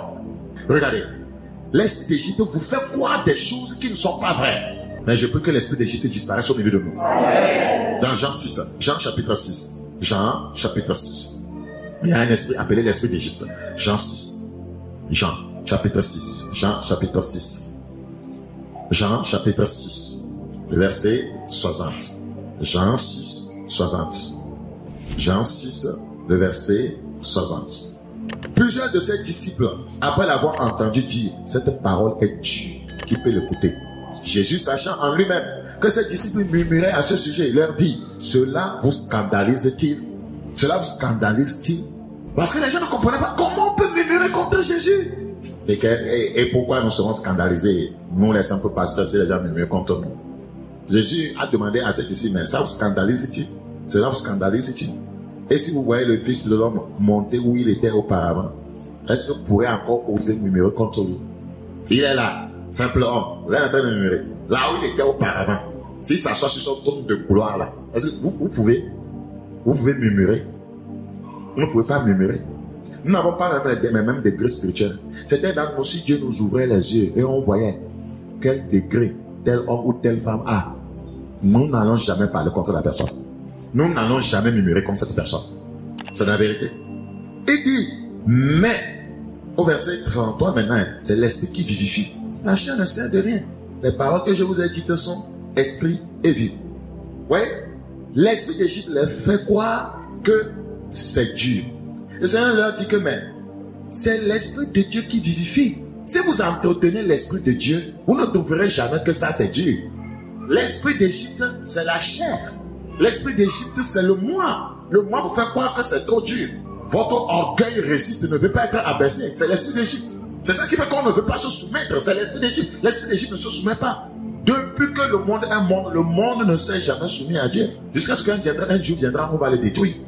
C'est pourquoi on dit souvent que les trois ennemis du croyant, c'est la chair, Satan et quoi? Et le monde. Et le monde. Donc, si on entretient la relation avec le Saint-Esprit, on peut vaincre l'esprit d'Égypte. On peut vaincre la mentalité d'Égypte. On peut vaincre les pensées, voyez, de l'Égypte. Le verset 66. La chair ne sert de rien. Le verset 66, s'il vous plaît. Oui, et il ajouta, c'est pourquoi je vous ai dit que nul ne peut venir à moi si cela ne lui a été donné par le Père. Dès ce moment, plusieurs de ses disciples se retiraient et ils n'allaient plus avec lui. Ça va nous arriver aussi. C'est Jésus lui-même. Il avait toute la doctrine biblique. Il avait tout l'enseignement, toute l'onction, toute la puissance. Il incarnait même la vie éternelle. Les gens vont quitter. Je vais vous dire quelque chose. Si Jésus lui-même venait ouvrir une église sur la terre, les gens vont quitter l'église. Les gens vont pécher dans l'église. Il y aura adultère dedans. Il y aura fornicateur dedans. Il conduisait une église de 12 personnes. Il y avait un traître. Voilà une église qui conduisait. Les gens sont retirés. C'est une question de cœur. C'est une question de l'amour que vous avez pour le Seigneur. Ce n'est pas une question de personne. Si c'était tel pasteur, on va l'écouter, on sera avec lui. Si c'était celui-là, Jésus lui-même était là, qu'est-ce qui s'est passé? Il ne s'agit pas d'homme. Il s'agit de la parole. Vous aimez la parole ou vous ne l'aimez pas. Vous acceptez la parole ou vous ne l'acceptez pas. Il ne s'agit pas de personne. Il ne s'agit pas de personne. Parce que la parole est dure, les gens se retirent. Regardez, le verset 67. Jésus donc dit aux 12, et vous, ne voulez-vous pas aussi vous en aller? Et ils étaient en train de retourner où? En Égypte. En Égypte. C'est là que Pierre va dire quelque chose de crucial. Au moins une fois dans sa vie. Pierre qui avait toujours des problèmes. Simon Pierre lui répondit, Seigneur, à qui irions-nous? Qui avons-nous en Égypte? Qui avons-nous en Égypte? À qui irions-nous? Vous avez quelqu'un en Égypte? Moi, si je vais en Égypte, je suis foutu. Je sais que les démons m'attendent là-bas. Je sais que les sorciers m'attendent là-bas. Je sais que Satan même m'attend là-bas. Je ne peux pas faire une minute là-bas. Je ne vais pas survivre une minute là-bas. À qui irions-nous? Tu as les paroles de la vie éternelle. Frères et sœurs, cherchez celui qui a les paroles de la vie éternelle et non les paroles de guérison, les paroles de délivrance, les paroles de prospérité. C'est ça le problème de l'église d'aujourd'hui. Le satanisme dont je parlais là, le mage là. Quelqu'un lui a posé, il a décortiqué, il a parlé comment les pasteurs viennent prendre des choses chez Mami Wata, les fausses onctions, tout ça là. Il a parlé du cabal, vous voyez, la cabale juive, tout ça là. Il a dit la plupart, vous voyez, sont des faux, des pasteurs. Quand on voit des gens, vous voyez, tout d'un coup, ils commencent 4000 personnes dans l'église, que non, ils sont venus prendre des choses. Et quelqu'un lui a posé la question, ça va. Donc il n'y a pas les vrais pasteurs. Vous avez de que les atanistes a dit. Si ils sont peu et rares, et ils sont souvent méprisés et traités de minables, j'ai été bouleversé. Ils sont peu, qui sont là, mais que la plupart ne sont même pas connus. On ne les connaît pas. Ils sont peu. Ils sont méprisés et traités même de minables. C'est ceux qui scintillent sur les réseaux sociaux, qui brillent, voyez, avec des véhicules, des méga églises, des châteaux, de l'avion. Et que les gens considèrent qu'on est parce que la plupart ne sont pas vrais. Les vrais là, ils ne sont même pas considérés. Vous savez, ils ont quoi? La parole de la vie éternelle. Les gens fuient ça. Les gens fuient ça. Allez vous promener sur les réseaux sociaux, vous allez voir les titres des programmes. Prospérité toujours comme quelque part. Les clés. Dimension prophétique. Il a dit que la sirène donne la capacité de prophétiser. Quand on te fait une poudre, tu mets dans la langue, sur ta langue. Vous voyez, on met une herbe dans tes yeux s'ouvrent. Tes oreilles, tu entends tout, tu vois tout. Et qu'il y a une langue que tu parles et puis la sirène même vient. Et tout ce que tu dis, elle opère dans l'église. Et la plupart du temps, pour entrer en contact avec la sirène, pour, vous voyez, ces contrats-là, nécessairement, 95%, c'est le sexe. Il faut un rapport sexuel avec elle. Elle va te donner tellement de choses, qu'il y a des choses, des objets, des petits trucs qu'on te donne. Tu gardes avec toi et puis c'est fini. Que c'est dans tous les domaines. La politique, les affaires, les entreprises, surtout dans le cadre de la religion, c'est beaucoup. Beaucoup sont en Égypte. Hein. Beaucoup sont en Égypte. Pierre dit, on va aller où? On va aller échouer chez qui là-bas? On est avec toi, tu as les paroles de la vie éternelle. Jésus, si ça doit être Dieu, ça n'a qu'à être Dieu. Hein. Tu as les paroles de la vie éternelle. C'est pourquoi, hein, lorsque le Seigneur va dire à Simon Pierre, arrête de moi Satan, Simon ne va pas retourner en Égypte. Simon ne dira jamais, il m'a insulté. Ce petit-là, je suis plus âgé que lui. Comment il peut me regarder et dire, arrête de moi Satan? C'est très dur. Mais Simon tenait à sa confession. Tu as les paroles de la vie éternelle. Tu as les paroles de la vie éternelle. Malgré qu'il avait renié le Seigneur. Il était retourné, voyez, à la pêche. Simon ne va jamais vouloir quitter le Seigneur. Parce qu'il savait que c'est là où il y a la vie éternelle. Je prie Dieu de nous garder. Amen. De nous protéger. L'esprit d'Égypte nous fait croire des choses, frères et sœurs. Et c'est ça qui détruit les enfants de Dieu. C'est l'ennemi qui libère ses esprits pour que nous ne soyons pas concentrés sur Dieu et son œuvre. Nous fait croire des choses. Donc, si tu peux être comme les gens de ce monde, non. Nous ne sommes pas de ce monde-là. Nous ne sommes pas du monde. Nous ne pouvons pas chercher à les ressembler. L'esprit d'Égypte nous fait croire que l'ennemi est plus puissant que Dieu. C'est la vérité. C'est ce qui les a fait croire dans Nombre chapitre 13. Nous avons vu les Anakim. C'était l'esprit d'Égypte, ça. Puisque la mentalité de l'Égypte n'était pas quittée là. C'est pourquoi les gens raisonnaient comme ça. Ils pensaient que l'ennemi est plus fort que Dieu. C'est l'esprit d'Égypte qui nous fait croire ça. L'ennemi n'est rien devant Dieu. Néhémie 13. Néhémie chapitre, je dis Néhémie, Nombre plutôt s'il vous plaît. Nombre chapitre 13, le verset 31. Nombre 13, 31. Nombre 13, 31. Mais les hommes qui étaient allés avec lui dirent, nous ne pouvons pas monter contre ce peuple car il est plus fort que nous. Ne pensez jamais qu'une situation est plus forte que vous. C'est l'esprit d'Égypte. La Bible dit, avec Dieu nous ferons des exploits. Ne pensez jamais que ça c'est trop fort que moi. Ça je ne peux pas faire. Non. Le mariage là c'est plus fort. Je vais aller chercher en Égypte. Jamais. Ce n'est pas plus fort que toi. Tu peux trouver dans la maison de Dieu. C'est un amen que je n'ai pas vu sur les lèvres des célibataires. Tu peux trouver. Ça me dépasse. Ça nous dépasse. En dehors de l'église, on peut trouver. On peut trouver en Égypte. Non, c'est l'esprit d'Égypte qui est en train de t'attirer. Ne pense jamais comme cela. Et il décria devant les enfants d'Israël le pays qu'ils avaient exploré. Il dit, le pays que nous avons parcouru pour l'explorer est un pays qui dévore ses habitants. Tous ceux que nous y avons vus sont des hommes d'une haute taille. Et nous y avons vu les géants enfants d'Anak, la race des géants. Nous étions à nos yeux et à leurs yeux comme des sauterelles. En fait, qui est de la race des géants? C'est nous. Nous les enfants de Dieu, nous sommes des géants. Nous sommes des géants Quiconque est avec Dieu est un géant. Amen. Quiconque célèbre le nom de Jésus est un géant. Parce qu'au nom de Jésus, les géants de mon tombe. Praise the living God. Avoir Jésus, c'est être un géant. Quelle que soit la grandeur, quelle que soit la montagne, lorsque le nom de Jésus est mentionné, la montagne fait quoi? Elle cède. Est-ce que vous croyez en ça? Mais l'esprit d'Égypte nous fait croire le contraire. C'est pourquoi les gens viennent dans la maison de Dieu, mais ils vont courir pour aller chez un charlatan. Jamais vu, non? C'est l'esprit d'Égypte. C'est comme si Dieu ne peut pas régler leurs problèmes. Beaucoup sont repartis chez les charlatans. C'est l'Égypte. J'ai vu ça dans l'église. J'ai connu des gens qui sont retournés là-bas, qui sont morts là-bas. En Égypte, là, chez le charlatan. Mais qui étaient dans une église charismatique. C'est la vérité. Et il faut qu'on s'en sépare. Amen. Il faut retourner au village faire certaines ablutions. C'est parce que tu n'as pas fait certaines cérémonies que ton problème ne part pas. Hein. Tu es né avec les toits de Mami Wata. Si on ne te fait pas certaines cérémonies de Mami Wata, tu ne vas pas prospérer. Et tu crois qu'en Dieu, il n'y aura pas la délivrance. Et l'esprit d'Égypte t'emporte loin. Nous avons vu les Anakim. Les Anakim ne sont rien devant le nom de Jésus. Amen. Praise the living God. Je prie que Dieu nous aide. L'esprit d'Égypte nous fait croire que Dieu ne peut pas réaliser les projets qu'il met à notre cœur. C'est l'esprit d'Égypte. L'esprit d'Égypte qui nous fait croire qu'on ne peut pas faire Dieu.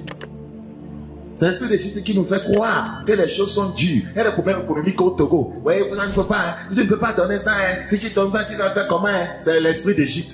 Ce n'est pas la mentalité de Dieu, ça. Quand on a l'esprit de Dieu, on s'aligne sur la parole. Ce que la parole a enseigné, je fais ça un point bas. Que ce que je vois ou ce que je ne vois pas ou ce qui se passe dans le pays, ce n'est pas mon problème. C'est ce que Dieu me dit dans sa parole que je fais. Pourquoi les problèmes de la société vont nous pousser à ne plus obéir à la parole de Dieu? Pourquoi? Pourquoi? Parce que je suis à Babylone. Parce que le roi de Babylone dit d'adorer, vous voyez, la statuette qu'il a érigée. Donc je ne vais plus adorer mon Dieu. Shaddai, Meshach, Abednego, on dit niet. Il y a de la tension ici. Les choses sont difficiles ici. Même n'allons pas, vous voyez, nous prosterner, adorer autre chose. Nous allons nous aligner sur la parole de Dieu. C'est ça un enfant de Dieu. Nous changeons nos manières de faire, nous changeons nos chemins, nous changeons nos voies, nous changeons nos convictions à cause des situations que nous vivons. Je vous ai dit quelque chose dans 7 ans de la fin. C'est une parole qui vient du Seigneur. Le peuple de Dieu aura à choisir entre ce qu'il voit, ce qu'il sent, ce qu'il souffre, ce qu'il vit et ce que la parole de Dieu enseigne. Un faux pas peut vous être fatal. La tempête peut sonner à n'importe quel moment. Moi, ce qui me préoccupe, c'est qu'on puisse aller au ciel. Nous mangeons, nous nous habillons, nous avons trouvé un logis, on se couche. Soyons concentrés sur, voyez, la vie de cet été et soyons concentrés sur l'œuvre de Dieu. On n'a rien à prouver. On veut que quelqu'un nous acclame parce que nous-mêmes on a fait ci, on a fait ça. Que le ciel nous acclame parce qu'on a fait quelque chose pour Dieu. Nous voulons l'acclamation des hommes, l'acclamation de la société, l'acclamation de nos amis, des membres de nos familles, de nos frères d'église. Oh, tu es grand, hein? Tu as réussi ta vie. Hein? Ces acclamations ne valent rien au ciel. Mais quand les gens commencent à acclamer pour ce que tu fais pour le royaume, c'est ça, voyez, qui sera enregistré. Je prie que Dieu change ta mentalité. Zacharie chapitre 4, le verset 6. Vous savez, il y a des gens, comment, vous voyez, nous avons parlé des ramassis, qui s'introduisent dans nos assemblées, qui ont cette mentalité de l'Égypte. Quand nous devenons amis avec eux, ils détruisent notre foi. Des fois, certains frères et sœurs quittent nos assemblées. Je parle à tous les pasteurs. C'est parce qu'il y a certains dans l'assemblée qui ont l'esprit d'Égypte, voyez, qui n'ont pas un bon langage vis-à-vis, voyez, des frères lorsqu'ils communiquent ensemble. Ils parlent pour les décourager. C'est l'esprit d'Égypte. Ils parlent pour les décourager. Les gens ont de bonnes intentions de servir Dieu. Mais il y a des gens qui ont un langage qui décourage les gens. Il ne va pas dire, voyez, nommément à la personne, ne fais pas ça à Dieu. Ils sont en train de causer. Oh, moi, je ne fais plus. Hein. Oh, moi, je ne suis pas dedans. Moi, je ne veux plus faire. Hein. Si vous voulez faire, oh. Et puis, la personne va te dire, frère, je ne t'ai pas dit de ne pas faire. C'est moi qui dis que moi, je ne suis plus dedans. Si tu as le cœur de voir le corps de Dieu changer, Dieu te parlera du corps. Si vous prenez le temps pour prier beaucoup pour quelqu'un, Dieu vous parlera de la personne. C'est comme ça que Dieu fait. Dieu vous parlera nécessairement de la personne. Si vous aimez tellement le peuple de Dieu, vous prenez le temps de supplier chaque jour, Seigneur, ton peuple, il te dira les problèmes parmi le peuple. Quand tu enseignes, tu seras en train de les révéler. Et certains qui sont dans des cas là, viendront dire que tu parles d'eux. puisse Dieu m'aider à parler des gens pour qu'ils changent. Parce que quand je parlerai aux cochons, aux chèvres, je ne les ferai pas au ciel. Je les verrai sur la table, voyez des grains. Je les verrai transformer en brochettes. Ce n'est pas ce que moi je veux. Je ne veux pas que tu deviennes une brochette à ma fin. Je pensais entendre un amen. Zacharie 4. Zacharie 4. Nous sommes en train d'aller vers la fin. Zacharie 4. Zacharie chapitre combien? Zacharie chapitre 4, le verset 6. Zacharie 4, le verset 6, s'il vous plaît. Alors il reprit et me dit, c'est ici la parole que l'Éternel adresse à Zorobabel. Ce soir tu es Zorobabel. Ce n'est ni pas la puissance, ni pas la force, mais c'est pas mon esprit, dit l'Éternel des armées. Voyez, nous ne pouvons pas faire des choses par la force, voyez, ou bien par notre propre puissance. C'est ce que ça veut dire, par l'énergie de la chair. Mais par l'Esprit de Dieu, tout est possible. Quand l'Esprit de Dieu nous dit que ce n'est pas possible, appuyons-nous sur l'Esprit du Seigneur pour dire c'est possible. Appuyons-nous sur l'Esprit de Dieu pour dire c'est possible. Tout est possible à celui qui croit. Tout est possible à celui qui croit. C'est possible. Ne crains rien faire. Tu vas te marier. Ne crains rien faire. Tu vas te marier. Tu trouveras du boulot. Ne crains rien. Ne crois pas à cette flèche de l'esprit d'Égypte. Ne crains rien. Dieu pourvoira à tes besoins. Dieu pourvoira aux besoins de ta femme, aux besoins de tes enfants. Laisse l'esprit d'Égypte là qui veut nous mélanger là, pour que nous devenions des drogués spirituels. Je refuse cela. Le Seigneur dit à Zorobabel, maintenant, regardez le verset 7. Qui es-tu, grande montagne? Le problème, la situation. Que l'esprit d'Égypte ne te fasse pas croire que tu ne peux pas relever ce défi. Devant Zorobabel, c'est toi. Cette montagne-là, qui était devant toi? Cette montagne, qui était devant toi? Qui était devant MDT? Ce défi de t'arrêter, c'est quoi devant MDT? C'est comme ça que nous devons penser. Tu seras aplani. Il posera la pierre principale au milieu des acclamations. Grâce, grâce pour elle. Alléluia. Quand quelqu'un a cette mentalité, vous allez voir qu'il commence à faire des efforts pour que les choses marchent. Ce problème-là, ce défi à l'église-là, c'est quoi ce défi devant moi? Seigneur, tu peux m'utiliser. C'est comme ça que nous devons penser. Ça, c'est la pensée des enfants de Dieu. C'est la pensée de Christ. La Bible dit, nous avons la pensée de Christ. Praise the living God. L'Esprit de Dieu nous fait croire que Dieu est capable. L'Esprit de l'Égypte nous fait croire que c'est impossible. C'est impossible. L'Esprit de l'Égypte nous fait croire que Dieu est trop exigeant. Que Dieu est trop exigeant. Les exigences de Dieu sont, voyez, accomplies par le Saint-Esprit. Les exigences de Dieu sont accomplies par le Saint-Esprit. Si Dieu exige quelque chose, c'est que c'est un Dieu qui exige ça. L'énergie de la chair ne peut pas le faire. C'est son Saint-Esprit. C'est pourquoi il nous dit qu'il nous donne quoi? Le faire, le vouloir. Que notre capacité ne vient pas de nous-mêmes. De nous-mêmes. Ayons une telle mentalité, s'il vous plaît, frère. Michée 3. Michée chapitre 3. Michée chapitre 3. Michée chapitre 3, le verset 3. Il dévore la chair de mon peuple, lui arrache la peau et lui brise les os. Il le met en pièces comme ce qu'on cuit dans un pot, comme de la viande dans une chaudière. Alors ils crieront vers l'Éternel, mais il ne leur répondra pas. Il leur cachera sa face en ce temps-là, parce qu'ils ont fait de mauvaises actions. C'est la seule raison pour laquelle nous pouvons crier à Dieu. Il ne va pas nous répondre. Sinon, quel que soit le problème, quelle que soit la montagne, si nous prions réellement, si on se tient la main, on prie par rapport à certains défis, Dieu va nous aider à les relever. Amen. Si tu tiens la main à ta femme et vous priez, Dieu va vous aider à relever les défis. Amen. Praise the living God. Il leur cachera sa face en ce temps-là, parce qu'ils ont fait de mauvaises actions. Alors ils crieront vers l'Éternel, mais il ne leur répondra pas. Pourquoi? Il leur cachera sa face en ce temps-là, parce qu'ils ont fait de mauvaises actions. Parce qu'ils ont fait de mauvaises actions. Dans 1 Corinthiens 6, dans 1 Corinthiens 6, 20, 1 Corinthiens 6, 20, 1 Corinthiens 6, 20. Par le Saint-Esprit, tout est possible.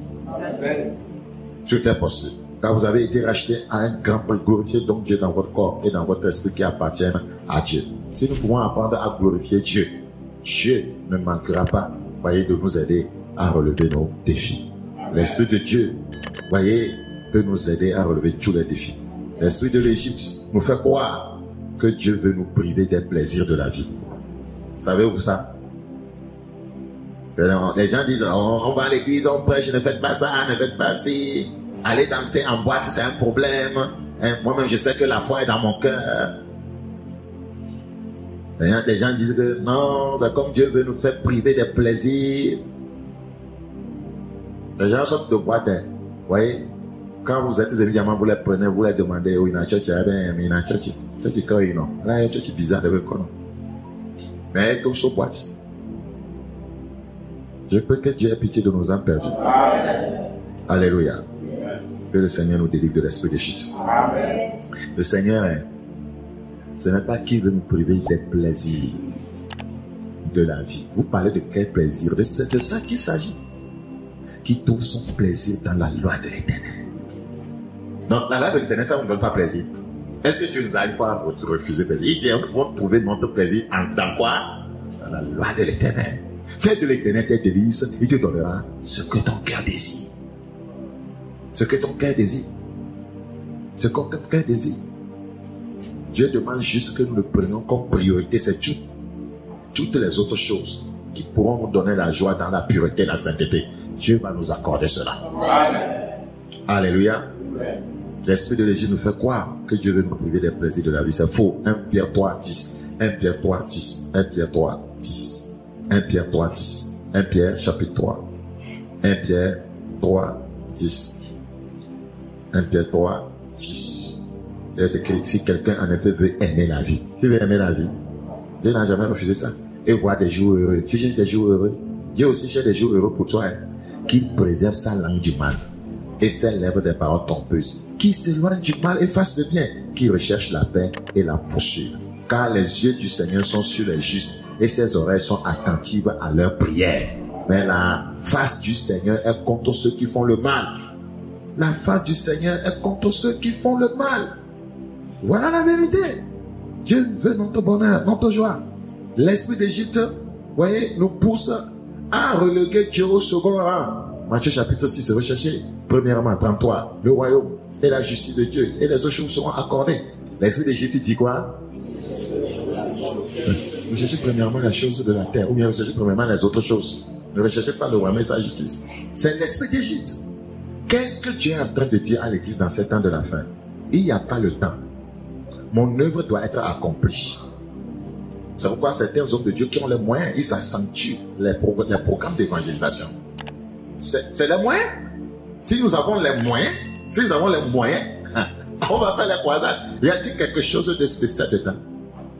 Ce n'est pas prêcher le message de l'évangile. Les délivrances, Dieu ne délivre pas. Annoncer la guérison des gens, Dieu ne guérit-il pas? Mais tout cela, il faut quoi? Il faut les moyens. Il faut les moyens. Mais c'est les moyens qui doivent mobiliser les moyens pour la grande moisson. N'ayez jamais la mentalité que lorsque je donne la priorité à Dieu, je serai dans le besoin. Ça, c'est insulter Dieu. C'est l'esprit d'Égypte, ça. C'est pourquoi Satan est venu à Christ. Avec l'esprit d'Égypte. Prosterne-toi devant moi. Prosterne-toi devant l'Égypte. Satan, c'est l'incarnation de l'Égypte. Prosterne-toi devant moi d'abord. Et moi, je vais te donner des choses. L'esprit d'Égypte veut qu'on se prosterne devant lui.